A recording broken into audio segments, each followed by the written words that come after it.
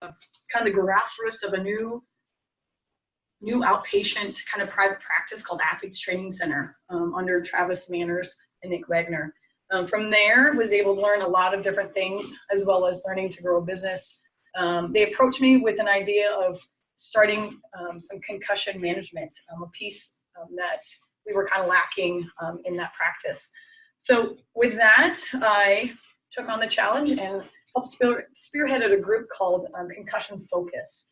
It's a nonprofit educational website that you can still go on to, as well as we collaborated, we pulled out, and we'll kind of get to this, a team of doctors, PTs, athletic trainers, sports medicine directors from the Omaha metro area. We would meet about 6 weeks, every 6 weeks, and we would sit down and discuss patient cases. We would discuss how we can further educate the public as well as other providers about concussions.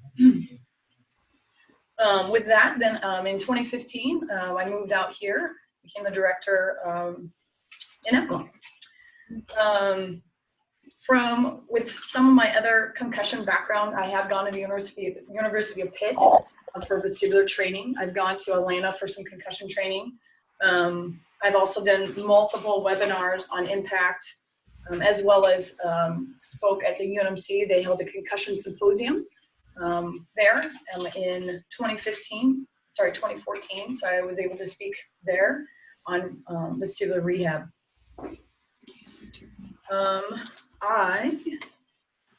I'm a mom of 2 beautiful kids. Cortland is 5 and Kinsley is 3. And my husband, we've been married for about 10 years now. So that is my squad. So,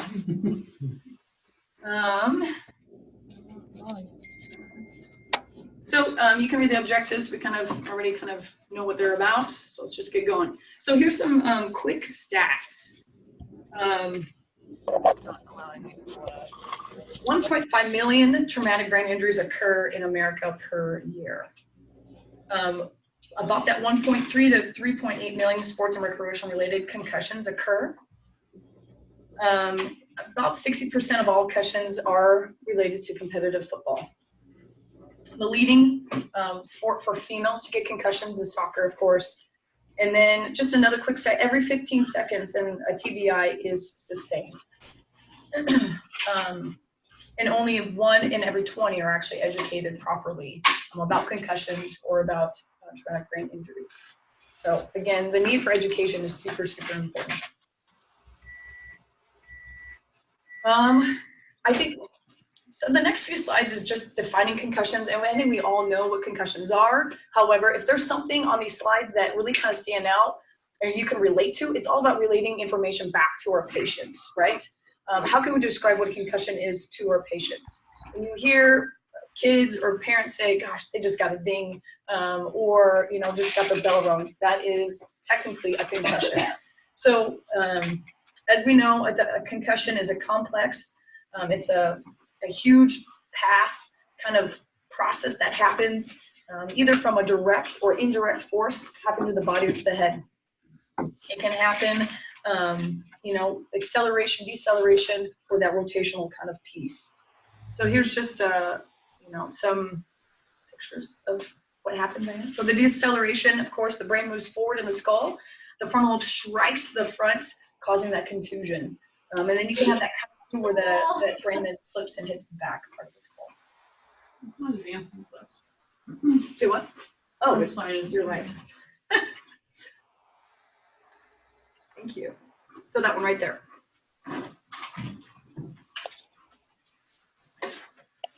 The rotational one, of course, the brain rotates on the axis, causing a stretch and tearing of the axons. Stretching can cause the stretching, of course, of the blood vessels, resulting sometimes in that hematoma. The brain strikes the skull, causing the contusion and the concussion.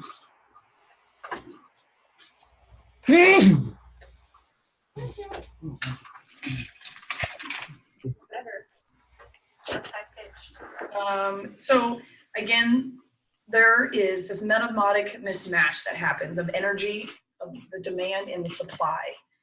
So bottom line, it's just not efficient anymore. It's overloaded, it's overstressed. Again, it's just that huge imbalance of your potassium and your calcium influxes and your outfluxes. It also, the blood supply and the glucose supply in demand is just off.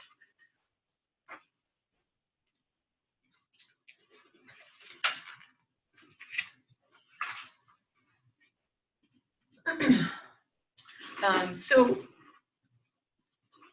things, some signs and symptoms, again, 86% of athletes that sustain a concussion will experience post-traumatic migraines and headache pain. That's probably the number one symptom, as well as, of course, dizziness. Symptoms, we have seen that recently that headaches seem to be the best predictor of severity of the injury. Not so much, of course, loss of consciousness. And using that headache symptom, it really kind of helps, and especially for me when I see a patient, really helps me, again, track to see where we need to go progression-wise.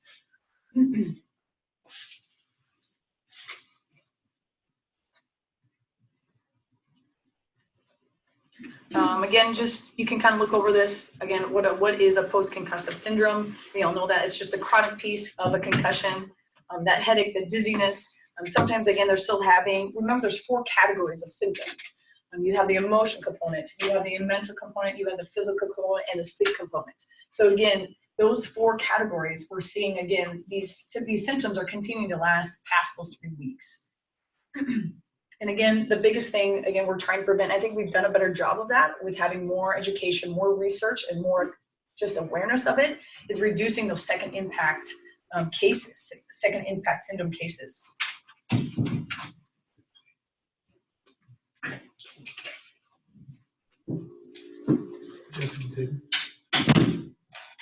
3 or more concussions is associated with persistent symptoms and poor cognitive testing performance.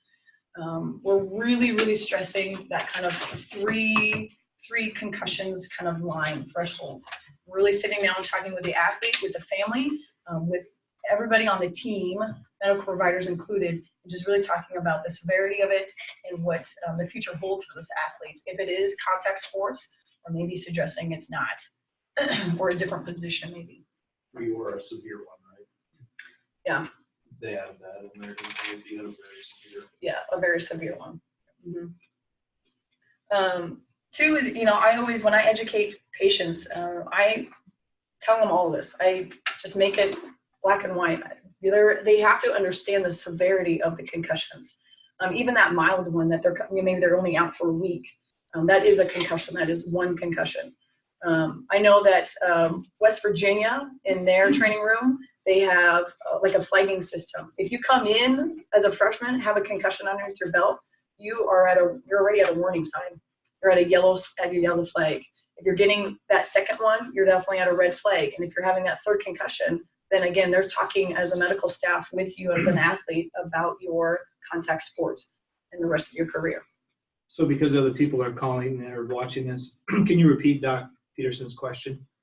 And then what you confirmed? Yep. So Dr. Peterson asked if, so there's 3 or more concussions and really kind of being the threshold, as well as maybe a severe concussion, the one that takes a really long time to recover from it, those symptoms that are just really persistent.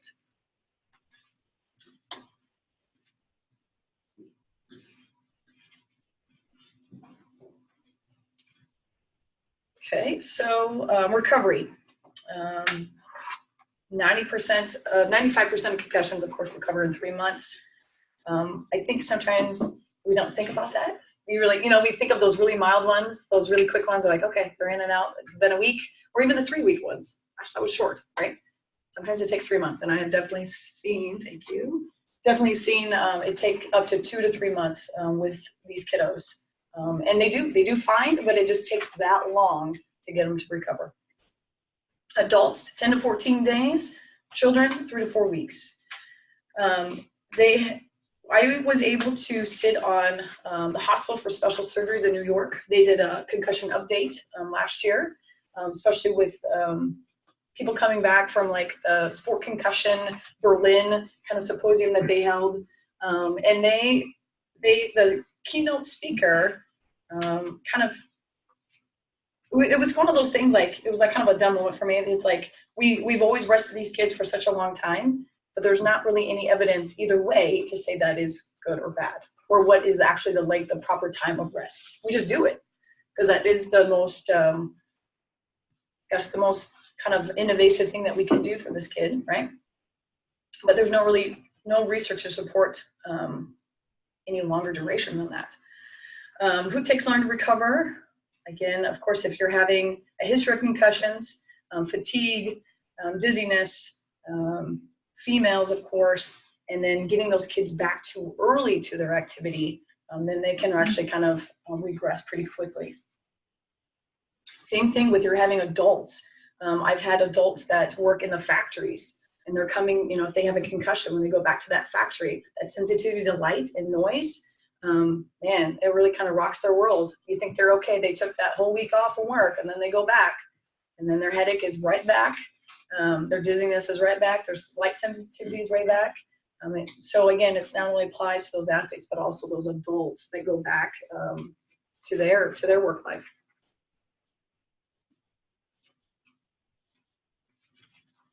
So again, sitting on that hospitals for special surgeries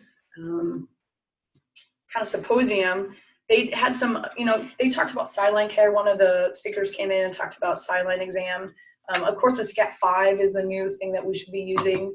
That's how when I eval, it's basically, my eval is based off the SCAT-5. Again, not having that maybe on the sideline, I'm the first person that's really doing a SCAT-5 on this individual that's coming in. So I take a lot of my assessment from that. That helps me out. Looking at players on the field, making sure, you know, watching their loss of balance and their unsteady feet, maybe a little bit more than them just kind of shaking their head. Of course, that high risk position is the cornerbacks. They really kind of emphasized here is making sure you take that athlete away from the sideline, really kind of in a quiet, more controlled environment. Again, it's a little bit easier when playing basketball. You can take them back to the locker room. Football, a little bit different situation. However, remove them from the play so they're not focused on the play. Remove them, then take them out. That SCAT-5 should take about 10 minutes if you're really reversed in it. What slide do you want? Oh gosh, this is why you should be. You want to nod to me? Sorry, no. Okay, there you go. Sorry, everybody. Dual tasking, make them try to do something multitask. See if they can walk backwards and say the alphabet. Something that they can do two things at once. And they're smart. They're smart kids. They will try to come up with the correct answer very quickly. And that way, again, if you're programmed to doing it quickly so they don't given them time to kind of think about things is really important. Again, knowing what you're doing with that SCAT-5 from the top to the bottom. They really talked about too is making sure you have a game plan going into each sideline game. So talking to the medical staff that's there. I know that our arenas are a little bit smaller than the NFL on Sundays. However, you should be still making sure you introduce yourself to the opposing team, making sure you're introducing yourself to the refs, making sure you know who the EMTs are that day. Whatever you need to do, making sure that everybody who's medically there or who are observing plays, which are coaches and refs, are all on the same page. Even if a ref sees something, if you have that relationship, they're probably going to be more likely to say, hey, look at number 20. Things like that. So having that big communication is really, really important with everybody that's seeing. In NFL, gosh, they really they're doing this. They have people up in the booth. They bring out the side. They have a concussion video now. So they're replaying the video. They have people up in the box watching specifically for these things. Again, we're not NFL, I get it. But we can do a better job of just observing these kids, making sure that you're on the line of scrimmage when you're watching it and not too far behind the play that's actually happening.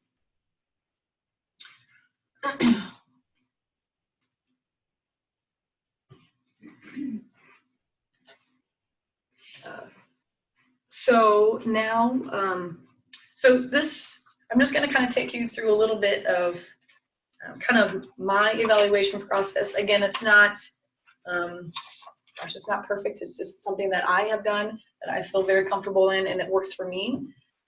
Again, like I said, mine is based off of the SCAT-5 as well as what I learned when I was at the University of Pitt. So patient history, I think that's, again, the biggest thing that we can get is the most information from the patient's parents, or anybody else that's coming in with that patient that's been around them. Making sure medical history-wise that, do they have ADHD? Do they have migraines? Do they have a history of motion sickness? Do they have a history of depression or anxiety?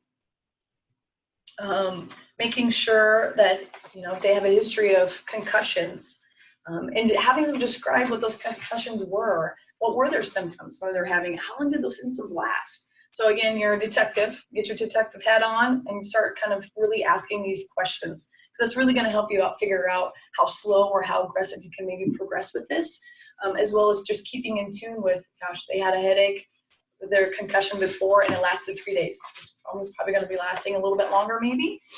So it just allows you to be a little bit more confident in your decision making. Again, glasses. When was the last eye exam? If they haven't had a good eye exam in 3 years and they can't, see the chart, well, maybe some of their issues is maybe coming from, maybe they just need new glasses or something, or an updated lens.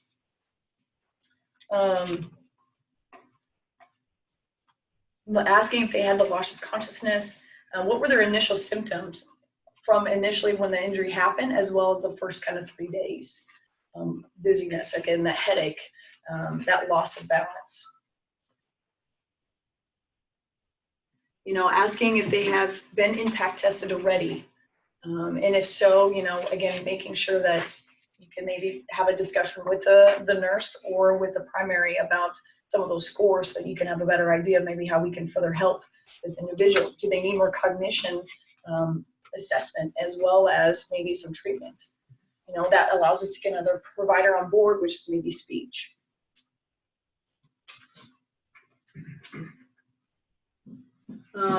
Symptom score. Again, I have a huge checklist. And again, taking it from the SCAT, 0 to 6, 6 is the severe, 0 being no symptoms, 1 being mild, 3 being moderate, and then I just go through the boxes. Headache, nausea, vomiting, emotional, numbness, tingling, headache, things like that. Again, I want to know exactly what my symptom score checklist is, and how many symptoms do they have.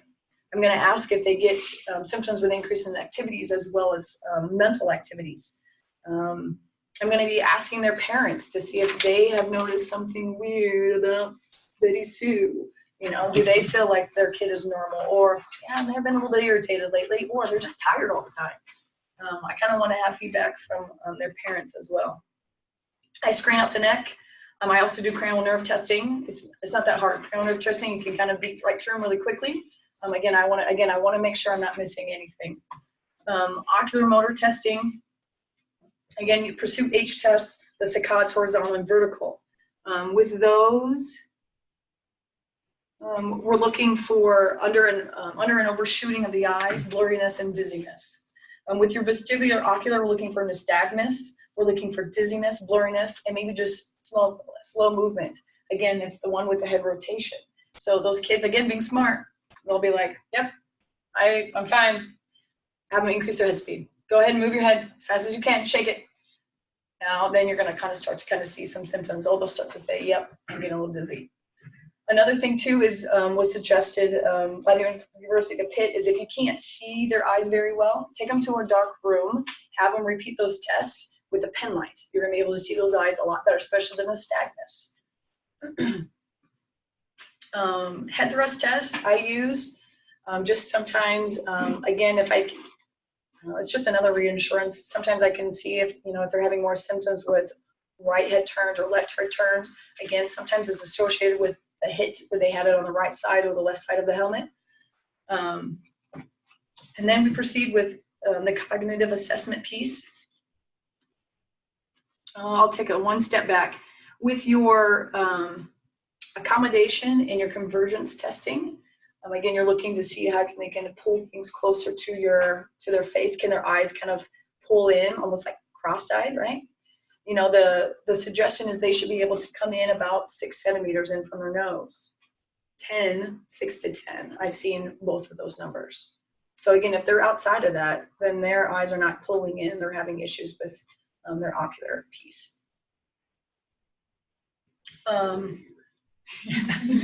Except for Dr. Birdie. Cognitive assessment. I do the immediate memory thing, and a lot of those kids do just fine with that. However, it's the delayed piece that I'm really looking for, right? So they might nail the list of words. Repeat back to me. Boom, boom, boom, boom. That's fine. I do the concentration piece, which is the backward string of numbers. You start with about 3 numbers, then you go to the 4, then you go to 5. Then we go to the balance testing, and I do the BESS testing. Again, feet together, firm surface. Feet together, firm surface. I do eyes closed. I want to see, again, all those 3 systems. Your balance, your ocular, and then that somatic sensory system. And then tandem, right? If you're asking, well, what foot do you do? Do you do both feet? Well, you're supposed to do the one that's least dominant on the back. Again, single leg, least dominant. If they can't figure it out, just have them just do one. That's usually what, especially those kids are like, I don't know what my dominant leg is. And then they have suggested you can do a lot of different gait testing. Well, please just pick one, dynamic gait. I picked dynamic gait index. You can do dynamic visual. You can do the functional gait index is another one that is most commonly used. But the dynamic gait one, what you do is watch them standard walking, then you have them walk and then turn their head horizontal, walk, turn their head vertical, tandem walking, and then walking standard with their eyes closed. So watching for path deviation, again, watching to see if they're getting dizzy, if they're having symptoms. Again, another one where they'll start to slow down their head and they'll move. Okay, increase your head speed, keep walking, and then kind of see if they can reproduce those symptoms. Again, you're trying to, at some point, they're going to have to run down the court, they're going to have to run down the field and turn their head to catch a goal, right? So you have to make sure you know why you're doing it, okay? Having them turn his head slowly is not really going to reproduce any symptoms at this point. And then after that, again, then I go and do the delayed recall. How many words can they recall from that list that I gave them before? And that's the part where some of them kind of stumble a lot. If appropriate, depending on the patient, some patients I'll come in, they've done their impact already, they've passed their impact. It's a mild concussion, they're doing good. Okay, well, again, what we do in Harlan County is they have to pass the PT eval before they go back. They pass the impact and then they pass the PT eval, then they're good. Then they can kind of return back to sports. So then I'll do the Buffalo concussion treadmill test, which is a sub-max testing.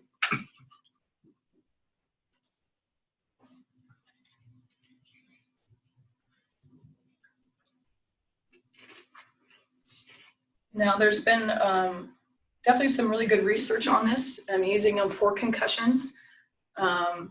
You are going to, depending on their height, you're gonna start with a range of 3 to 3.6 miles per hour on the treadmill. And for 2 minutes, they're gonna just walk, okay?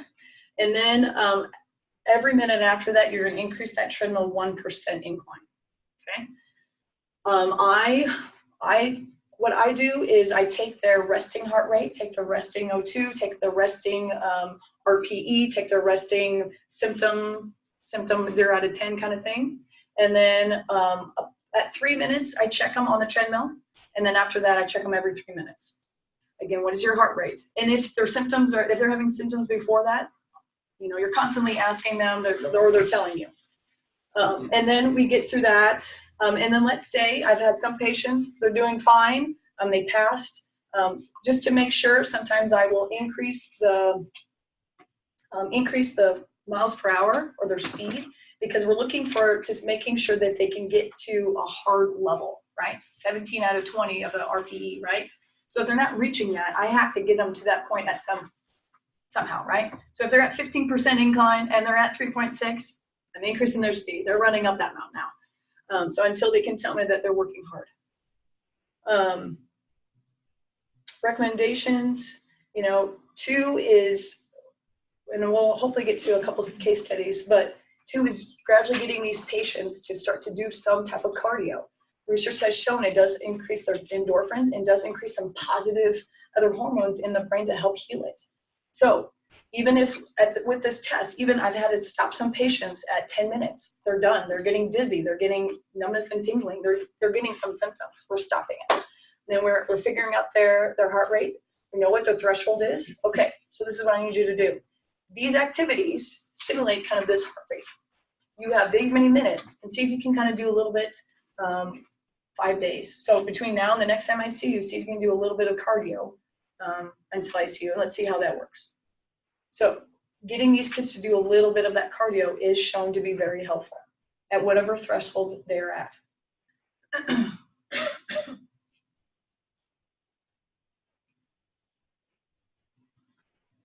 Vestibular training. So it is wise to work on cervical genital treatments before you're doing vestibular stuff. So if a patient comes in with neck pain, if they're coming in with some of those headache stuff, please clear out that before maybe starting with some of the vestibular ocular training stuff. I'm a big PRI person, so I do a lot of the postural restoration exercises with my patients and get them neutrally aligned and make sure they're having a lot of their muscle tension is gone. And then I'll start working with the ocular motor stuff. A lot of them have failed the gaze stability and the saccades, so they're starting with those. I'm not really doing a whole lot of maybe standing activities. I'm again working on getting that sympathetic system to turn off. I'm working on making sure their muscle tension and their headache has decreased, and then maybe starting with some of those VRR exercises, either in the supine position or in the sitting position as well.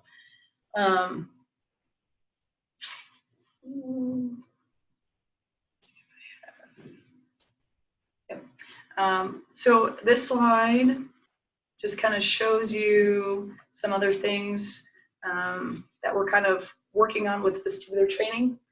On the next slide, it kind of reminds you what the saccades are and the gaze stability are. There's kind of 2 levels. Level 1 is the kind of first 2 boxes. This is saccades. Sorry, my slides are messed up. And here's the gaze stability one. And these are the level 2. These are kind of the harder ones. So 2 is you can actually train. I use a metronome to help train these individuals. 1, it shows objective measurements. 2, it shows progress. And 2, it gives patients a goal. Why are we doing this? What do I need to reach? So an average person, beats per minute is 160. So you should be able to ping pong your eyes at a beat of 160. Okay. So knowing that, so I have a metronome set up on my phone, and then I encourage. Sorry, Dr. Brady is ping ponging his eyes in the background.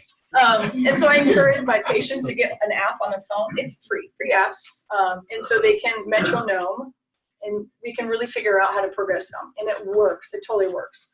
A lot of these individuals actually start about 60 to 80 beats per minute. They're stuck. And a lot of times, if you think about it, again, if your eyes are not tracking, you are going to get a headache because your brain is so dependent on your eyes to pull in the image, to flip it, reverse it, figure out what's going on, and then put your output out. What do you need to do? And if your eyes cannot track that fast, you're going to get headaches. You are going to get dizzy, and you might be unsteady still. So eye tracking is super important. The muscle part of it, as well as the vestibular part of it. So 160 is kind of a good takeaway.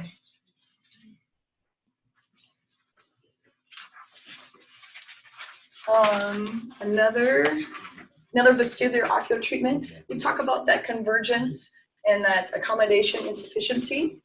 So kind of 2 ways. I'll tell the kids at school, if they're boarding class, to pull out their pencils, and then they can do pencil push-ups. So again, they're taking that pencil, they're pulling it in toward their eyes really slow, and you're trying to get your eyes to kind of cross, right?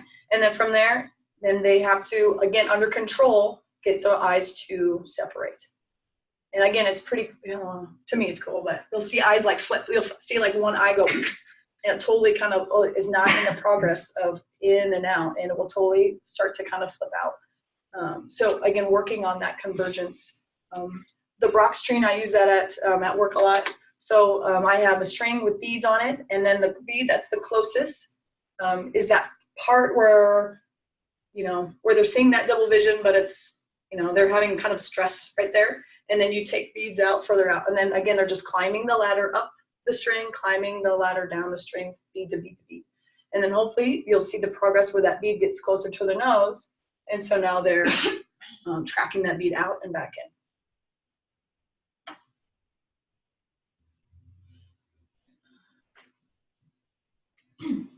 I'm gonna go. So our focus with treatment as a whole team, what are we doing really with these concussion patients, right? So with concussions, it's so different than anything else. Again, we know that it's a bruise on the brain. We know that, and we know that it's, if you had an ankle sprain, you would what? You ice it, you would wrap it, you would tell them to elevate it, get off on it, and rest, right? But your brain is the command center of everything. So it takes a lot of things for us to really see if the brain is healing, because we can't just look at it, right? What we're doing is focusing on treating, the cervical spine, the migraines piece of it, the vestibular system of it, the ocular system, the anxiety, the mood, all the emotional aspects of things, as well as just the fatigue part. How can we get this brain to kind of rest in moderation, right? And not overload it. Other things that I do in the clinic, balance, right? Tons of awesome, cool, fun things with balance. I love it. I will make them stand on one foot, catch a ball, sing the alphabet, any multitasking all over the place. So balancing gait stuff. Again, you want to, as much as you can, get these patients to get back to where they need to go, which is dynamic. What other things, you can progress, kind of return back to play things as well, while you're still seeing them.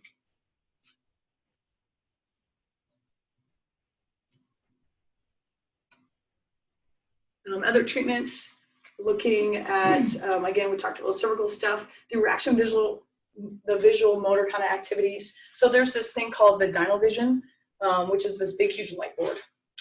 Actually, a lot of MLB teams actually use things like this for reaction to help with their players, to help with infielding, as well as eye-hand coordination.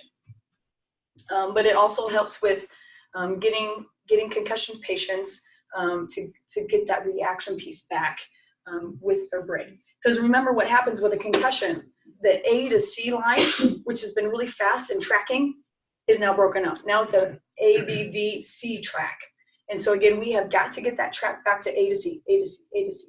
So the reaction piece is super important. Again, that's when speech therapy could be helpful. They can maybe have some good ideas. Sometimes occupational therapy will also have some good ideas. Drills, apps, computer things like that. Again, sometimes the patients will need to be put on medication. And these are the 2 prescribed medications that I've seen multiple times. I've gone to concussion lectures and trainings. Again, the big important thing is education. Educating. When I educate, I sit them down and I make sure that we're sitting as a family at the table after we're all done with all that testing, and we just talk about if they have any questions. We're talking about sleep habits. We're talking about hydration and the importance of hydration. Those kids don't drink enough water most of the time. So again, your brain sits in a big bowl of water, right? If you're dehydrating that brain, you're not giving it a chance to heal. Hydration is really important. There is nutritional things and educational things that I have seen that might help. Omega-3s versus omega-6. amino acid chains, things like that. Again, getting kids to eat healthy maybe will also help with the healing process. Screen time, of course, as much as they're getting that through the physicians and you guys, I'm reiterating that. We have to make sure these kids understand the importance of screen time and taking that hour to 2 hours out off their screen before they go to bed.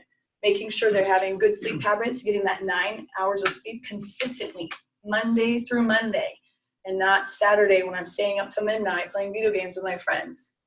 That one day could probably regress you a day or two, to be quite honest with you. So really educating the fact of screen time with them.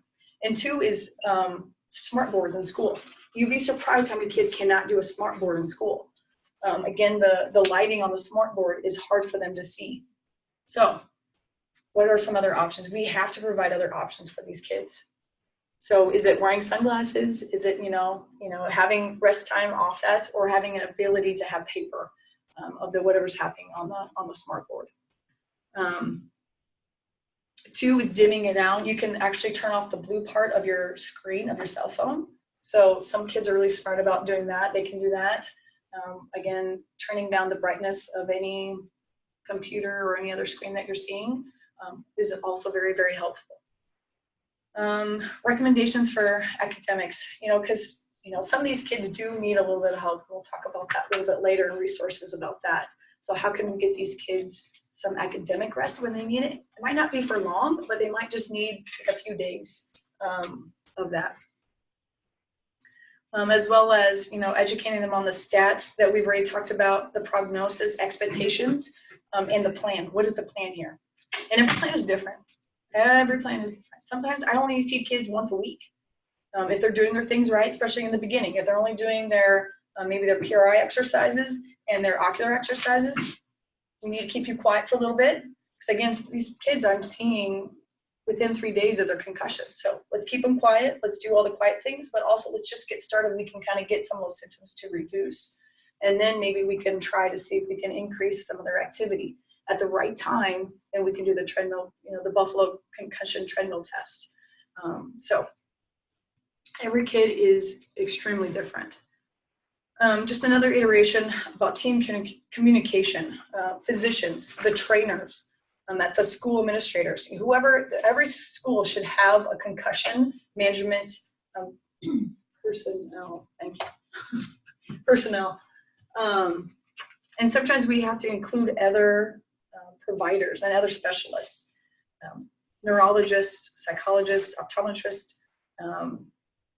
I've added the concussion focus kind of tag on that because it just shows a really good layout of everybody that we have collaborated with in Omaha on concussions. We have a member of almost one point of all these categories listed on that in the Omaha website. And so it just really kind of helps show us, a therapist, like a PT, or even a physician. We need to get somebody in for a neuropsychologist test out. Who do we contact? So it's just about knowing who your resources are and who you're referring to.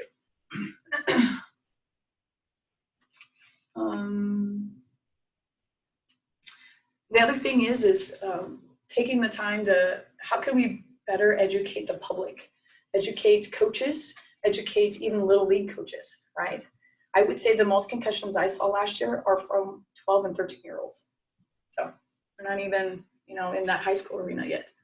So how can we better educate the public on concussions and what they look like and what they need to ask the kids?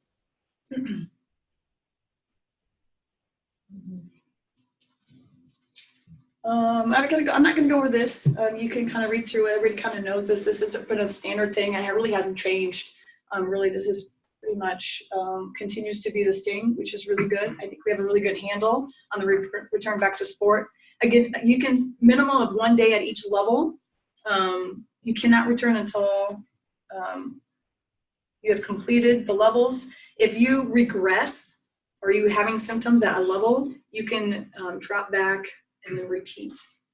So it is important to kind of go through the protocol. Again, with PT, I feel like I can kind of check all these off. A lot of, especially with the Buffalo concussion treadmill test, I can make sure they can be at a 80 to 90% max exertion.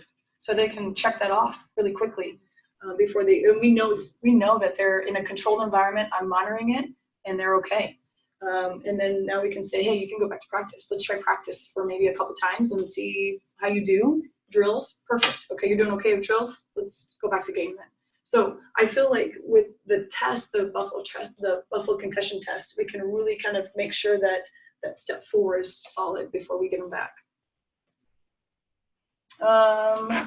Return back to academic progress. So I have all these little websites on the handout there, and you can always contact me if you need more or if you can't read it. But this is kind of the return back to academic progress that is suggested about no school time, part-time, full-time, things like that. This is also something that I really like is this list of suggestions for teachers about like symptoms. So these are the symptoms of concussion. They apply it, and then how can the school adjust it? This is probably the #1 thing that I struggle with schools, and they don't know this piece. And so I have educated some schools in the area on this and try to give them this information because they don't have it. I don't know why, but they don't have it. And I sometimes I've made copies to all the nurses and the doctors at Harlan County. Sometimes I'll give it to the parents so they can kind of read through it and maybe give suggestions too. So it's out there, it's public. So this is a really good, useful kind of tool, in my opinion. Other resources, again, the SCAT-5. If you don't have it, don't see it, I would say I recommend look at it. It is really good. It gives you some ideas. The BURST team, another really kind of hidden thing that is a really awesome resource. Here in Nebraska, and this is our kind of contact point for Central Nebraska. Again, like with any ESU, everybody has their own kind of district. And there is this Bridge to Gap, and it's this manual of about 30 pages, and it has return back to sport, return back to learn. It has all those tips that I just talked about with academic learning in it. And it's an awesome manual with a lot of education and information in there to help with the academic aspect of things for kids. Here are some really good websites that I use a lot. Of course, the CDC website. I use a lot of times you can get flyers. They have all these little layout things, and it's free. And so you can put your logo on it, and then you can hand them out for educational things.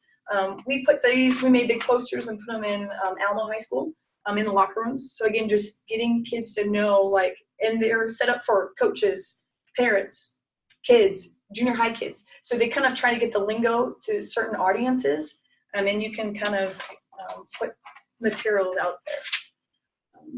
Now, of course, the Nebraska Brain Injury Alliance has an awesome website.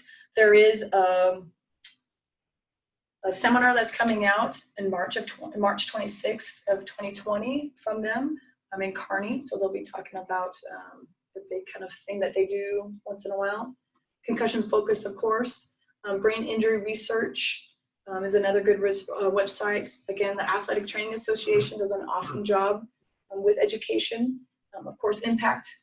If you want more information about being Impact certified or just more information about Impact.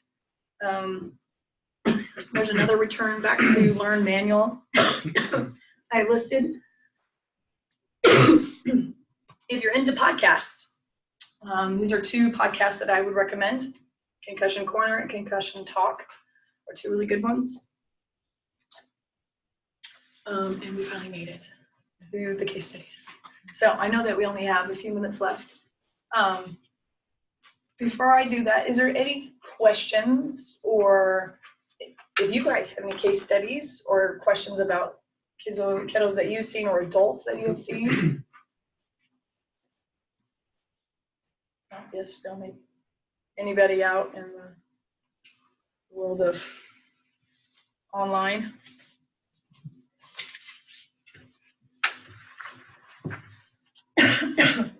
So I have, so there's kind of 3 case studies up here. I guess we can kind of go over one.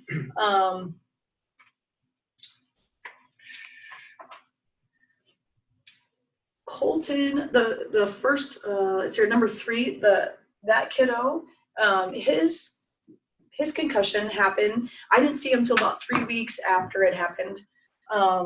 He was it was first day of practice, football, high school football. He got hit helmet to helmet in a drill. Stepped out, got a drink, went back to another drill, got hit again in the helmet. From there on, he couldn't remember anything that happened the rest of the practice. Didn't say one word. Went home, told his mom. His mom then took him to the primary the next day. And then, of course, got checked out for a concussion. He failed his impact testing. And then definitely rested. The primary referred him to me about that 3-week marker. Kind of wanted to see where he was at. His symptoms had reduced quite a bit. He was kind of complaining. He felt like his academics were fine. He didn't really need any help with school, so that was all good. His index, like his symptom index score, was really low. He only had like 6 points out of 156. So pretty much on the surface, he looked fine. When starting to test his ocular vestibular and his ocular motor, he started getting his dizziness. He started reporting some dizziness with some of that stuff. Not too bad though, just some mild stuff. He had some issues with single leg balance, eyes closed. That's when he had 10 plus airs. His gait, again, when I asked him to increase his head speed, that's when his dizziness came about. That's when his gait deviation kind of showed itself. And then that day we did put him on the treadmill. With his Buffalo concussion treadmill test, at 11 minutes at the 9% incline, his heart rate, his RPE was, we used a 10 scale at this time, so it was about 7 out of 10. He started getting, his headache was 2 out of 10, which was about what he had when he started, so that wasn't bad. He said he started to feel some numbness and tingling in his feet. It was about a 5 out of 10. The next minute, I checked him again just to make sure. That's when he started noticing, he started reporting some dizziness. So that's when I stopped the test, and then we took him off the treadmill. So we did that test the first time, and then we checked him. That was on 9/6. We checked him again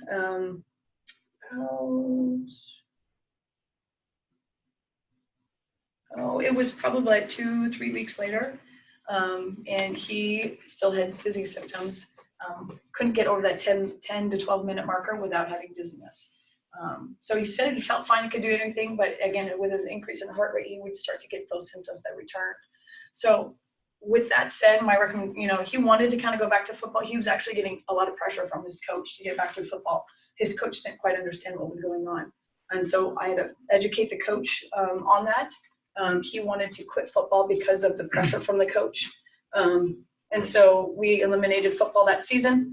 And then he did have to come back and do the treadmill test about a month later so that he could go to basketball, and he did pass. So again, that's one thing that we do in Harlan County is even if they take a month off, they pass their impact. His mom called me and said they passed, so they would like to come back and try the treadmill test one more time. And that's how we did it. And he passed that time, so he passed his impact, passed his treadmill test, passed all the other kind of vestibular testing, and then he was able to kind of return back to sport. And he's not playing football this year. He's kind of eliminated that under the suggestion of the primary and myself. So that's one case study.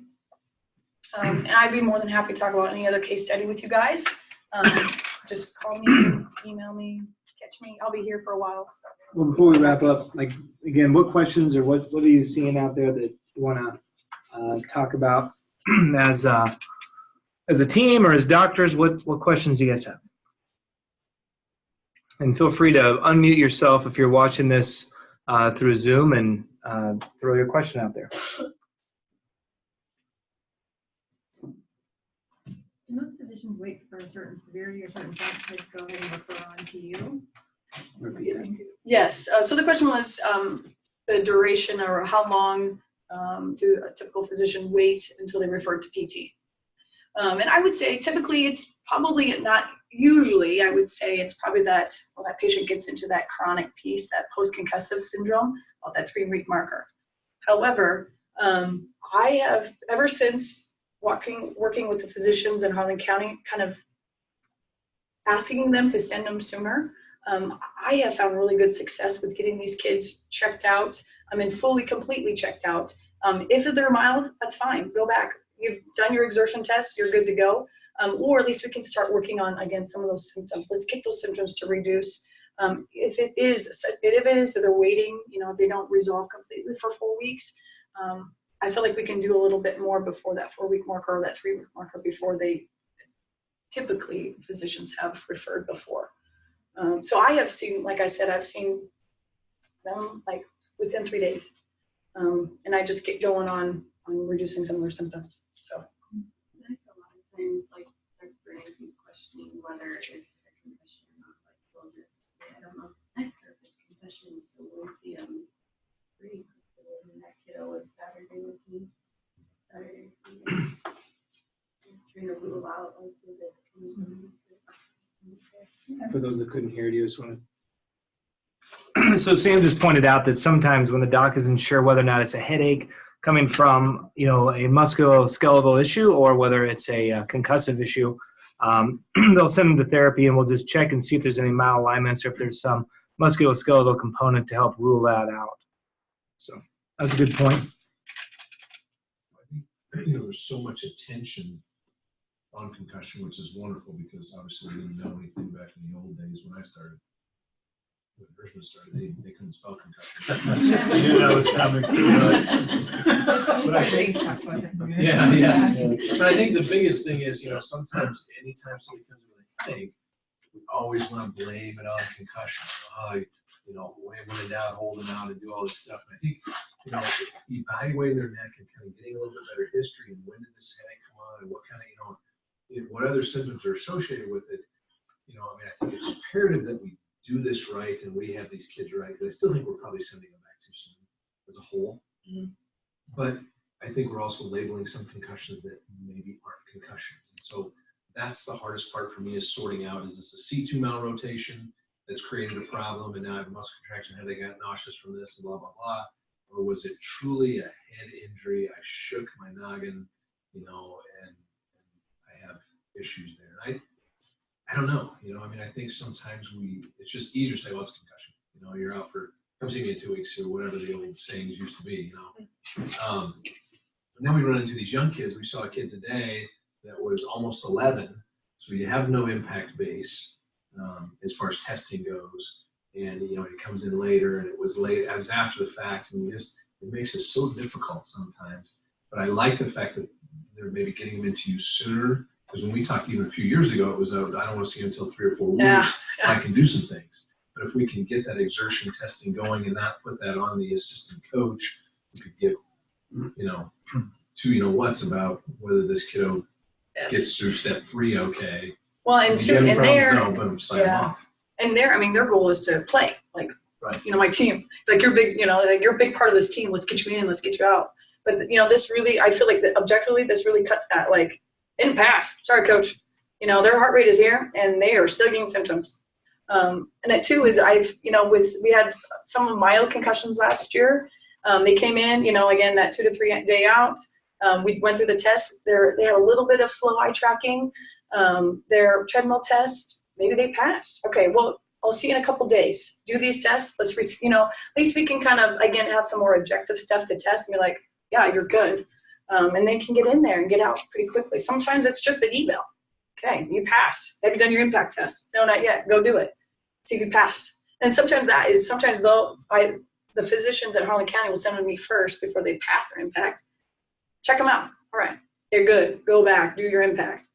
Because sometimes too is I've noticed that if we're impacting testing them too often, we really want to eliminate that as well as making sure we're not impacting them, testing them too often either. So And for just all the new docs here, it's 48 hours between impact tests. So if you fail today, you can't check it tomorrow. You have to test them 48 hours down the road. And the other thing is there's no sense testing them unless they're symptom free. So if mom says, well, I want to take impact test, well, if they have symptoms, I mean, you can do it sometimes just to prove to mom they're not ready. But theoretically, we're not supposed to test them until they are symptom free. Baseline symptom free, right? Resting, the headache went away, kind of thing. Right. Yeah. All the symptoms that they had Friday night at the football game are gone. I want to test on Friday morning. Okay, you ask them a few questions and you test them. And that's the other thing too, is we need to be testing these kids first thing in the morning after a good night's rest. No cell phone, no food in the room, no other family member in there. Not at 4 o'clock after they've been in 8 hours of school all day, they're fatigued out brain-wise and all that. But it's not the same test. So a lot of times I'm going to run it after school.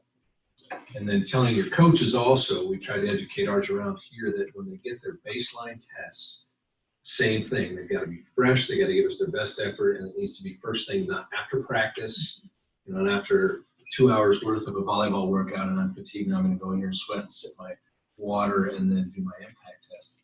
Because I'm amazed the amount of times we get impact tests that we're trying to compare to that are invalid. Yeah, I read a research article about sandbagging. Yeah. And, like, again, all the components that go into that baseline impact testing. And again, it's super important that we can try to control as many variables as we can when they're taking that. Because again, it's using it the second time. It's the most important thing. We need some hard evidence to compare it to. Impact has done a great job. They've tried to got some normative values that you can maybe try to use, but the best one is themselves, comparing themselves to themselves. So. Does Impact have an easy way to get we can get all of Holdridge's baseline printout to look at to see if you've got a bunch of CEIs that are way off, in a reaction time of 1.5 where you're going, okay, Yeah, yes, because is this a sandbagger or is this kid? Well, I know that because I looked at the report from Alma about the percentage of the questionable ones. So they do spit out a report of how many questionable ones do you have? Because coaches need that access so they go retest those kids. Yes. You do have those kids out there. Yes, there is a report that they can do because I've seen it. Okay, thank you. Any other questions? Hey, Anybody Marissa. else have anything for Marissa? Yeah. Hey, Marissa, can you hear me? This is Kyle in Cambridge. Yep. Hey, I had a question. I took a PPS seminar a couple years ago on concussion management. They talked a lot about impact testing and the other neurocognitive test. And they were saying, and maybe you can fill us in a little bit, but they said regardless of whether you pass the impact test, you need to assess and screen out all the other systems. And so I think, like you said, I don't know if that's the way that that's the way that I was kind of trained, that you make sure that, regardless if the kid passes the impact, he needs to be able to bat, he needs to pass the treadmill test. He needs to pass the best test and all of that. Is that kind of what and so that helps, like, a lot of these, in my opinion, it helps those physicians because, like you said, are they sandbagging it? Are they not sandbagging it? Well, even if they did sandbag and they pass the impact, those symptoms will still come out in your testing. Correct. And I would say that's very true because I've had, again, they pass impact. And I think it just allows for a better complete evaluation to make sure everything is checked out. Because, again, if they sandbag their baseline, then they pass, right? Then I'm good to go, right? That's all I needed to do. Again, the educational piece, I think with the nurses and everybody involved of saying, we need you to go to PT, we need you to get checked out to make sure you are all the way completely ready to go.